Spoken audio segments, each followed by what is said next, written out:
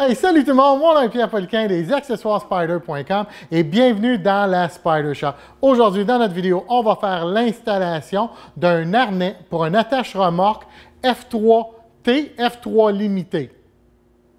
Pour la partie de l'installation, de la façon qu'on va runner le filage ou passer le filage, que ce soit un F3T, F3 limité, qu'il soit 2016 ou 2021, ça a zéro importance, le filage il va se passer de la même façon. Un petit détail, une différence entre les différents modèles. Alors, si vous avez un 2016 à un 2017, que ce soit un T ou un limité avec un top case en arrière là, ou pas, bien, dans ces années-là, ça va être un 12 pins comme ça. Puis un 2018 en montant, mais on est tombé dans le 16 pins comme celui-là ici.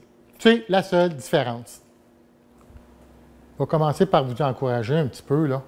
L'installation sur ce Spider-là, pour le filage, c'est l'installation la plus facile de toutes les spiders.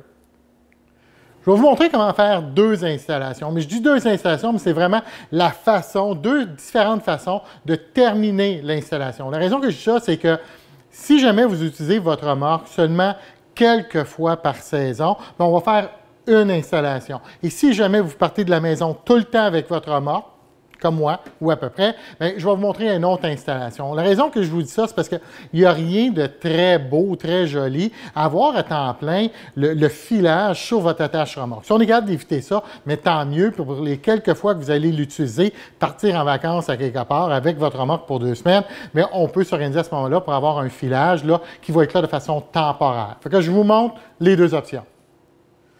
Là, je viens de me coucher sur le côté. Vous voyez là le Spider, ça c'est le côté gauche ici, avec la valise arrière qui termine ici. Puis là, je suis en train de mettre ma caméra pour vous montrer en dessous. Alors, qu'est-ce que vous pouvez voir ici, là, dans ce filage-là ici? C'est notre harnais qui s'en vient ici. Fait que moi, j'ai choisi de l'avoir ici presque à temps plein, puisque je sors très souvent avec ma remorque. Alors, vous l'avez qui est là, en arrière. Il monte ici. Si jamais on ne veut pas avoir le harnais sur votre attache-remorque à temps plein, qu'est-ce que vous pouvez faire? C'est qu'on va s'organiser pour que le 4 pins plat, là, il se termine ici en dessous. Il va être taqué tout le dessous de la valise, mais il va terminer ici. Puis quand vous allez en avoir besoin, vous allez prendre votre fil de votre remorque, puis vous allez l'attacher sur l'attache-remorque comme ça ici avec des zip ties, des tie wraps, puis vous allez venir le plugger en dessous de votre valise. Si vous n'avez jamais enlevé le siège passager sur votre Can-Am Spider, la façon de le faire, c'est que vous allez prendre votre clé, vous allez insérer votre clé, vous allez pousser dessus. Quand elle va enfoncer d'à peu près un quart de pouce, vous allez la tourner vers la droite. En tournant vers la droite, vous allez entendre un clic. Ça, c'est le système qui vient de relâcher votre siège pour être capable de l'enlever.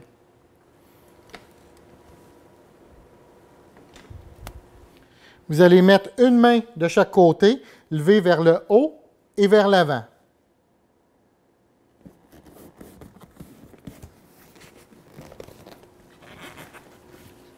Moi, je préfère enlever aussi le siège conducteur. Pourquoi? Ça me donne juste un petit peu plus de place pour travailler, puis je préfère ça que d'être tout coincé.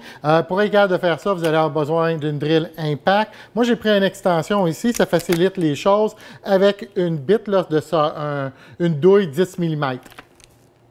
Il y a deux vis à enlever. La première est ici, l'autre elle est juste là. Et avec l'extension sur la drill, là, ça rend les choses plus faciles pour être capable de bien se rendre.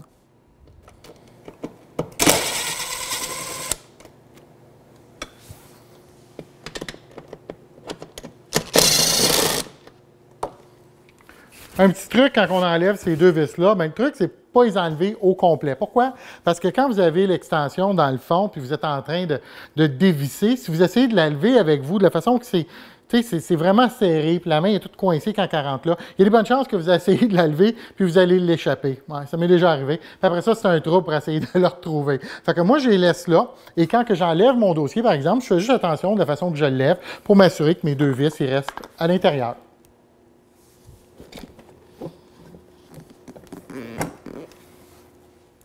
Alors, pour le harnais, là, le plug and play, il se fait du côté droit du bicycle, juste pour vous situer comme ça. Alors, votre siège conducteur, là, il vient à peu près jusqu'à ici. Puis vous voyez que la plug est en dessous. Fait que, il faut simplement tirer un petit peu sur le filage ici.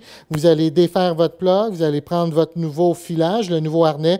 Vous le pluguez dans un bar, vous pluguez dans l'autre bar. Puis après ça, c'est à ça que ça va ressembler. Maintenant, il faut envoyer le filage du côté gauche du bicycle pour disparaître en dessous ici.